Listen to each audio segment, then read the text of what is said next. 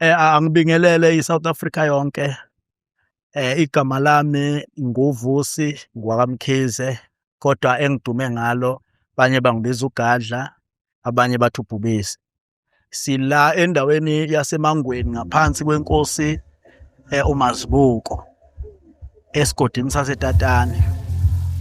Lapha esikhona kuKwaMlangeni. Njoba sihlangene nje sizokwethula indlu eyakhiwe imina zandla zami.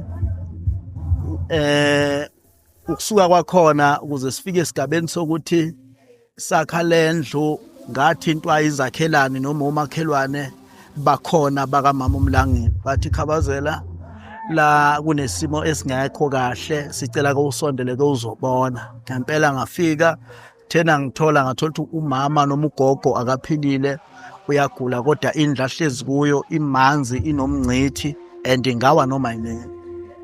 Kwangithinta ke lokho enhlizweni yami, ngase ngithatha isinqumo sokuthi ngibeke nje indlu engango-2 room ukuze akwazi ukufihla ikhanda, engazi kahle kamhlophe ukuthi ngeke ibe nomngcithi.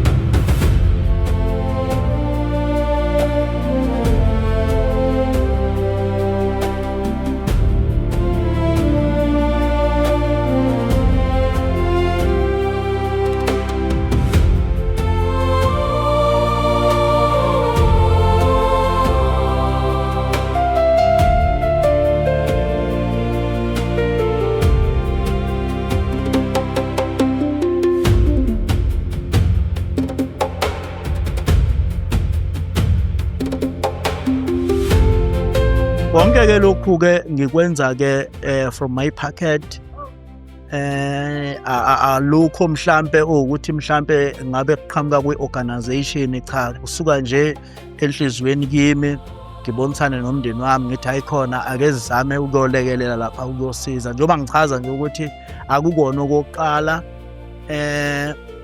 izinto nje uma ngabe ngibona ukuthi isivuno sami kuvunekile sanele bese ngithi asidle nabanye. Mina ngiyawubonga umkhonto futhi ngizohamba nawo la ekhaya, sesiwona umkhonto, sibonile usizile, awusilahlanga, kade sivotela abantu bangasisizi, kodwa wona uqhamukile ngekhona la wasisiza. Siyabonga, mina ngiyabonga kakhulu nakwabanye Nkosi yami, nibe nawo amandla abahlupheka njengathi. Ngiyabonga kakhulu. Somlandela uZuma, somlandela noma uyaphi. Baba, egameni likaJesu size kuwe, sigcwele ukubonga nokuphakamisa igama lakho. Siyabonga uNkulunkulu ukusigcinela unqamalala, uNkulunkulu othona amandla. Namhlanje sihlangene kule ndawo kanjena kungenxa ukuthi walalela ubizo lakho, walalela izwi lakho uma ngabe limemeza. Siyakhulelela uMoya Ongcwele, siphe inhliziyo ethobekile, uNkulunkulu wami onamandla, simlalele kukho konke akushoyo ngoba kuveli kuye, kuvela kuwe. uNkulunkulu othona amandla, siphe umbumbano, siphe ubunye. uNkulunkulu wami onamandla, siphe inhliziyo ebekezelela omunye nomunye wethu. Siyakhuleka Moya Ongcwele esazosipha leli khaya umsholoza siphe lona ngoba likhandwe uye. uNkulunkulu wami mbusise, siyazi ukuthi ubusisa yena ubusise thina. Egameni likaKristu Jesu size Moya Ongcwele kuko konke sikwenzayo, sikunikela kuwe egameni likaKristu Jesu. Amen. Igama lakho lihlala ezinhlizweni zabantu. Umoya ongayesabi impilo, wema neqiniso noma kunzima. Izinyembezi zabayithemba namhlanje samemeza igama lakho. From the struggle to the power of the nation, he carried hope through every situation. They tried to break him, but he stood tall. A people's president, he answered the call. From Kandla to the streets of Ekais, voice of the poor, never moving fancy. History written with the blood and the pain. Still his name echoes again and again. We follow the vision, we follow the fire. A leader who lifted the people higher. No fear, no retreat, no surrender. Zuma forever, abantu bayamlandela. Sithi umkhonto wesizwe sesinesikhashana, sithi uma sibona sithola isithuba elinje njengoba lensizwe ithe iyathi mayizwa lokho yayisithatha amanyathelo. Sesikwenze endaweni eziningana, njengomkhonto wesizwe. Sihambisa ukuthi thina ngeke sidlule kumuntu wakithi ehluphekile singenzi lutho. Lokho sifaka kubona bonke abantu bomkhonto. Lapha bakhona nje abahlangabezene nendaba efana naleyo mfowethu, silindele ukuthi simzwe ethi ngifuna ukwenza okuthile noma ngikhulume nabafowethu abanye ukuthi asenze okuthile. Senzele ukuthi abantu bakithi bazi ukuthi silwimpe enkulu yokubuyisa izwe lobabamkhulu. Uma sesilibuyisile akukho umlungu ozositshenani. Akukho sifundiswe esifunde kakhulu ezifitning ping konkunku no. No. Sifuna ukubuyisa izwe lobabamkhulu. Hayi ukuthi solibuyisa nje. Sifuna wonke umuntu aphile impilo ephilayo. Ngoba sila sisonke. Abathatha imali bayephesheya sizokuthi manje yekani uhamba nemali yethu. Izosala la. Siyokwenza okukhulu. Nizokuzwa mase sikusho sisithatha izwe. Okukhulu kabi. Ayikho ingane ngeke iye esikoleni ngoba kuthiwa intandane.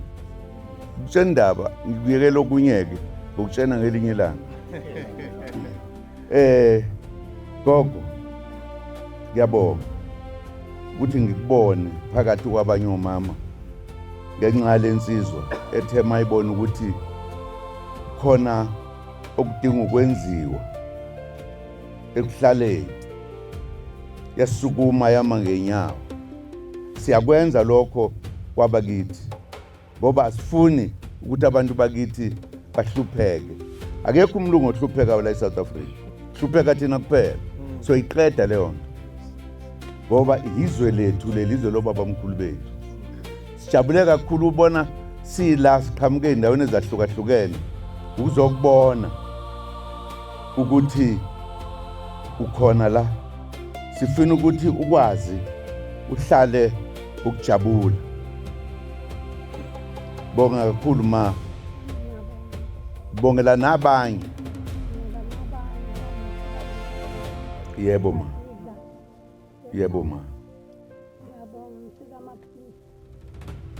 Yebo ma. Siyabonga. Sijabulela nje kuba nawe.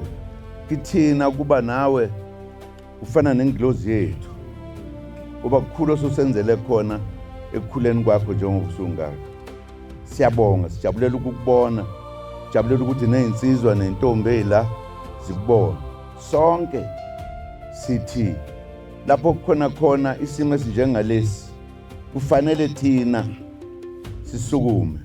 Singalindeli ukuthi kuze kusukuma abanye abantu. Uphile ma, uphile isikhathi eside. Ujabula kukuhle. Ngiyafisa ukuthi insizwe ezincane nezindala ngisho ngangama mfana kithi. Ngisho ngangama ngqo. Zazi ukuthi kwenziwani mase sikhulile. Uyavuma? Uyavuma? Angithi wena umkhwenyana ka. Umkhwenyana lentombi. Awinamahloni. Ngifuna ukunibonga kakhulu, ngifuna ukubonga mfana kithi.